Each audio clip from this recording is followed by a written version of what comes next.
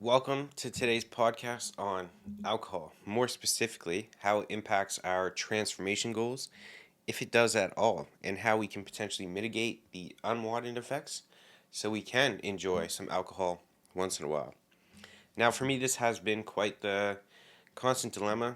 Do I drink? Do I not drink? And honestly, every time I do, I'll have a great time, but the second it starts to wear off, it's like immediate regret most of the time. But nevertheless, I do occasionally drink. Can't say I have in like the last 3-4 months, but maybe during the school year once a month. And I'm aware it will impact my results at some capacity, but I'm willing to accept the trade off. So, in order to help you decide if it's worth it for yourself, first, we'll cover alcohol and its effect on fat loss. Second, its effect on muscle growth. Third, how it impacts our sleep and recovery.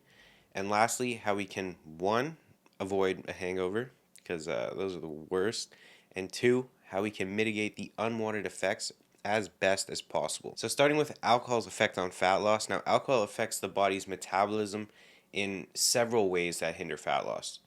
First, most notably, it provides a significant caloric load in itself with about 7 calories per gram without providing any nutritional benefit. So, that alone, if not accounted for, can 100% and will take you out of your caloric deficit if you're not mindful of that. Second, because alcohol is a poison, when it is in your system, your body basically puts everything to a halt and prioritizes alcohol's metabolism over anything else really. Any other energy sources like fat. So this halts fat oxidation, which means burning fat. So you drink, your body's like, whoa, what the hell? I need to get this poison out of my system. So it puts a halt in the fat loss.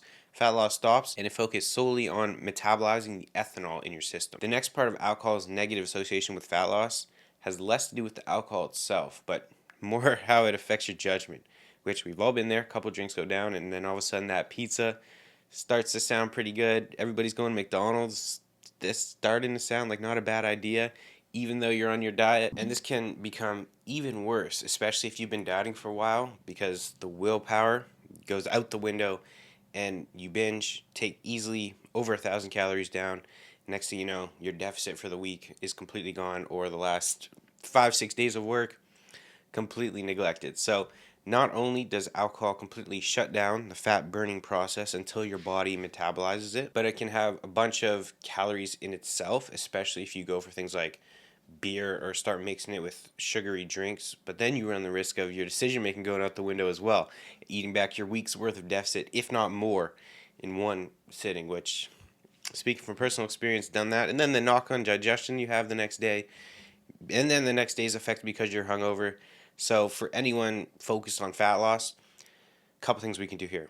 First, adjust your weekly caloric intake or your intake on that day to make room for it. Be mindful of the type and amount of alcohol you consume. So I'd go with vodka or tequila. Do not mix it or chase with sugary drinks, and stay locked in. Eat a meal before you go out so you're less hungry and tempted to hit up the McDonald's, okay? Part two, alcohol and muscle growth. Now, beyond fat loss, let's say your goal is muscle growth. Let's say your goal is both, besides the fact. Does alcohol impact you getting huge? Quite the question. Well, alcohol directly impairs the body's ability to synthesize protein by disrupting the mTOR pathway. The mTOR pathway is an important regulator in the body that controls protein synthesis, which is the process of building new proteins in muscle cells. So it works by, under normal conditions, following a workout. It's activated in response to mechanical stress from exercise, and then the presence of amino acids, the building blocks of protein, as well as ATP, which is energy at the cellular level. This then activation triggers a few downstream processes that lead to protein synthesis, essentially repairing the muscle damage that occurred during exercise and building new muscle tissue for growth. But here's when alcohol comes to play. When alcohol is in the system, it disrupts the normal functioning of the mTOR pathway by interfering with the signaling process that would normally activate mTOR in response to exercise. So that's one part of it.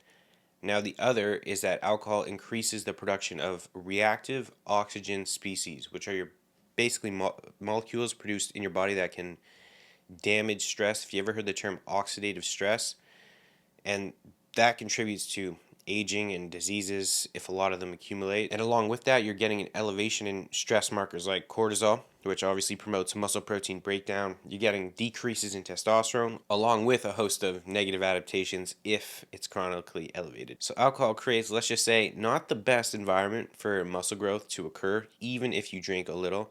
And a study showed that even a moderate amount of alcohol consumed after a workout could decrease protein synthesis by up to 37%. Now, I don't know why you would drink right after a workout, but let's say you're working on the afternoon, that night, you're getting 37% less protein synthesis. So if you want to maximize muscle growth, I drink on rest days, plan your workout. I'd take a rest day that day, take a rest day the following day, because you're probably not going to be recovered or be able to actually train if you're hungover. So, take it easy in the gym. If you're going to go in the gym, it's not like it's going to be a very productive workout anyway, so I just chill. Now, alcohol's effect on sleep will, of course, contribute to its negative effect on fat loss and muscle growth, but how exactly? Well, while initially it may seem that alcohol actually helps with falling asleep, it significantly reduces the quality of sleep by increasing our heart rate, number one, so our ability to get into deep sleep is completely impaired.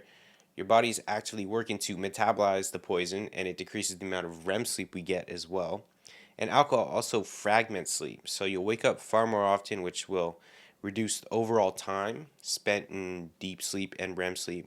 And if you track your sleep, you'll see if you drink, your amount of time in deep sleep and REM sleep will be very, very small, if any. So, to mitigate alcohol's impact on sleep, try to drink at least 3 hours before bed. Make sure you're hydrated throughout the evening, which we'll get to, and possibly using supplements like magnesium or melatonin to try and promote better sleep quality.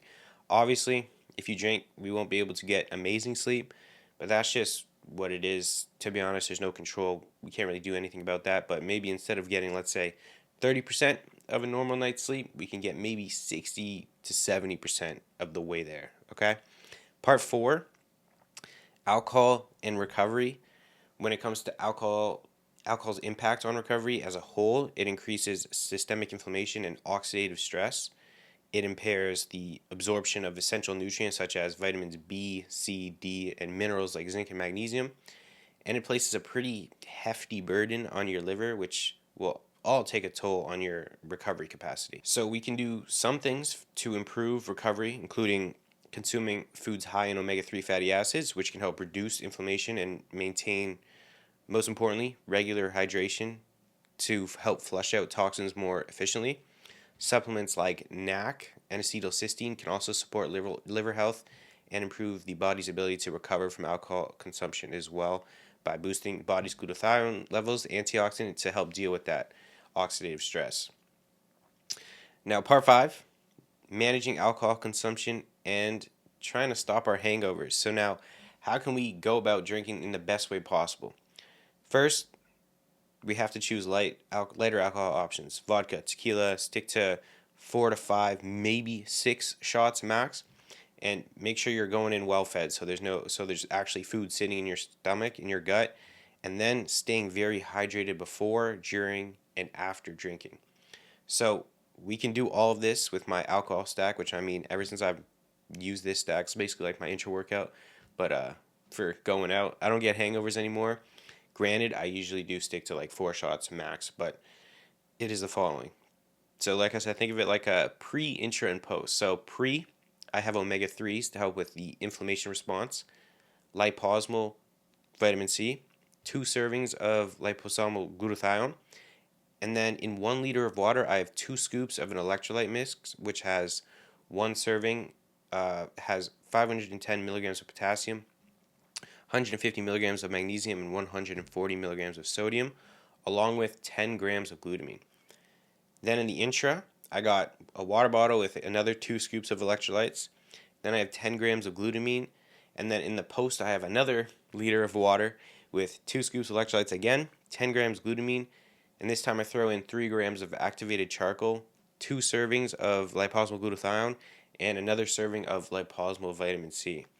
Now that stack right there has completely abolished my hangovers. Yes, the next day I'm still a little sluggish, a little mentally foggy, but nowhere near how I felt before using this stack. So that is a wrap on the podcast. I would say save the alcohol for maybe 2 times a month max if you want to make progress towards your goals. If you're drinking more than even two times a month is pushing it, depending on how overboard you go. But follow the protocol to help your body deal with it, and you'll be able to make pretty good progress if you're sticking to this. Maybe 4 shots max, and obviously it will take away a little, but that's a trade-off. At least I'm willing to make right now. Maybe not in the future, but who knows? So, appreciate you watching. If you want a free 30 days of advice to help level up your transformation, performance, health, recovery, get free training plans, nutrition plans, you can click the first link in the description and you'll get all of that. Peace.